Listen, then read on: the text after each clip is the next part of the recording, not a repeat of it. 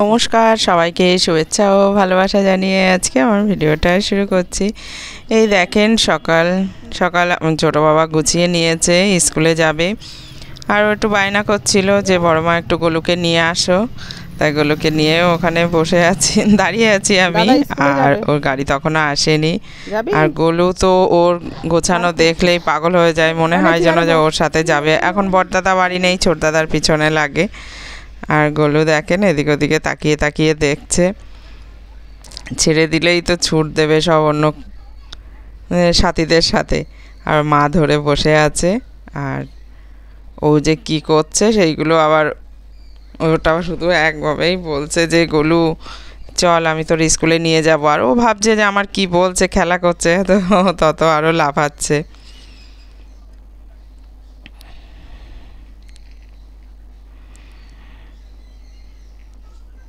আর এই যে কথা বলতে বলতে তারপরে ওর গাড়িও চলে এসছে, ও রাস্তা পার হয়ে ওদিকে চলে গেছে। এখন গাড়িটা বাড়ির সামনে এসে ওদের অনেক সুবিধা হয়েছে।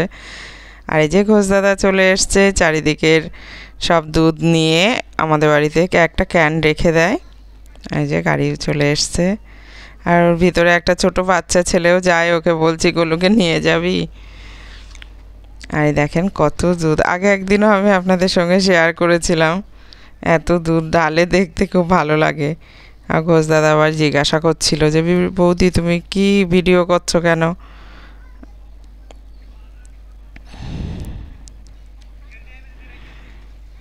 সব দুধগুলো নিয়ে এসে আবার এখানে ক্যানটা রেখে দেয়, আর একটা অন্য টোটো এসে এখান থেকে নিয়ে চলে যায়। দেখেন কত দুধ।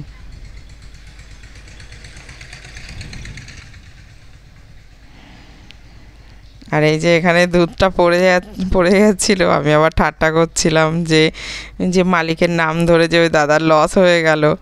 ঘোষ তো যখন দুধ নেয় একটুখানি দুধ নিলেও সেটাও বেশি করে নিয়ে নেয়, ওই জন্যই আমি আর কি ঠাট্টা করছিলাম।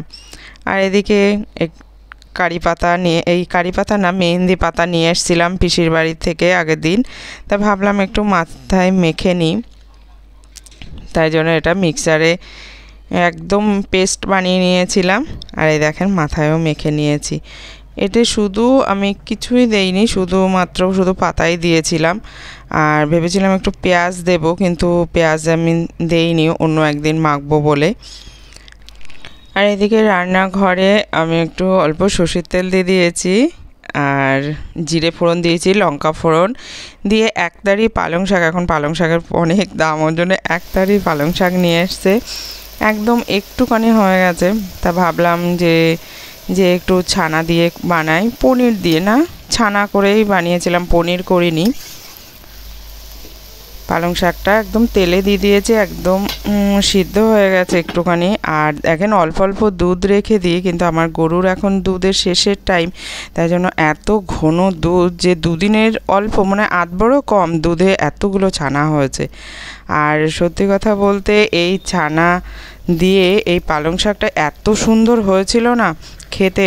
আবার আমি ওটা শেয়ার করতে ভুলে গেছি, যখন আমি ভিডিওটা এডিটিং করছিলাম তখন দেখছিলাম ওইটা ছানা যে কেটেছিলাম সেই ছানার জলটাও একটু দিয়ে দিয়েছিলাম, তার জন্য মনে হয় একটু বেশ আঠা আঠা হচ্ছে, আর খেতে এত ভালো হয়েছে। আর যে সিদ্ধ হয়ে গেছে ওতে ছানাটা দিয়ে দিয়েছি, পুরো একদম ওর মধ্যেই মিশিয়ে দিয়েছিলাম। আর হালকা করে একটু মিষ্টিও দিয়েছিলাম, যা হোক একটু মিষ্টিটা একটু পানসা ভাবটা কেটে দেয়, তার জন্য। হ্যাঁ, এরকমভাবে আমি কোনো দিন করিনি, পনির দিয়ে করেছি পালং শাক, কিন্তু এরকম ডাইরেক্ট ছানা কেটে সাথে সাথে ছানাটা দিয়ে এই প্রথম করলাম। আমি একটা ভিডিওতে দেখেছিলাম, দেখে আমার খুব ভালো লেগেছিল।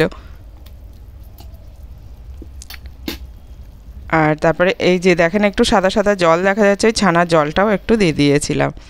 তাহলে আপনারাও একটু ট্রাই করে দেখবেন যে কেমন হয়। যে সকাল সকাল ওদিকে রান্না বান্না হয়ে গেছে, এখন 9:30 বাজে। সকাল সকাল এদিকে মাঠের দিকে একটু ঘুরতে আসলাম বলতে ঘাসের বীজ বোনা হয়েছে, তাই দেখছি হয়েছে কিনা, কলাগুলো কেমন ছোট ছোট হয়েছে, চারা বেরিয়েছে কিনা, তাই দেখতে আসলাম। আসবো করছি, কিন্তু আসা হচ্ছে না।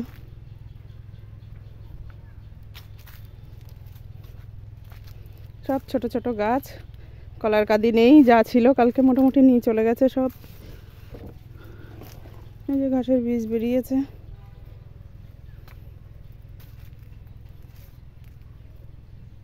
ঘাসের বীজ চারা বেরিয়েছে।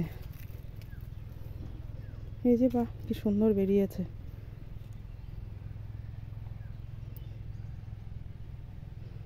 এই যে একটুখানি ঘাস লাগানো আছে।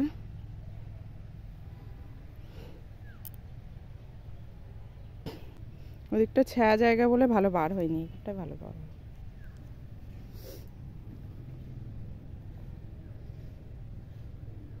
এই যে একটা সিম গাছ লাগিয়েছি,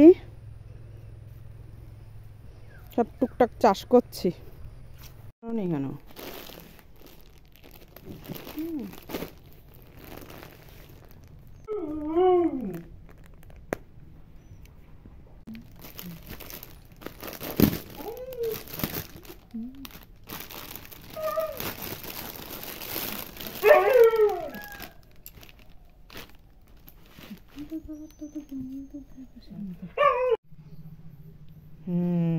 দেখো, তারা আমি ভিডিও এতে পাঠাচ্ছি, ভিডিও করে তুমি দেখো। মানে আঁচলটা ডিজাইনটা বেশি, আর পুরো এইদিকে শাড়ি এইরকম পুরো শাড়িটাই বেশ দাগ দাগ কেটে